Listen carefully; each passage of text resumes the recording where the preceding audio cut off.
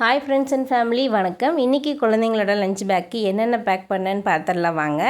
White rice கூட ரசம் mix பண்ண ஒரு சாதம். இந்த ரசம் சாதாரண ரசம் இல்லை, நான் என்ன ரெசிபின்னு உங்கள் கூட ஷேர் பண்ணுறேன்.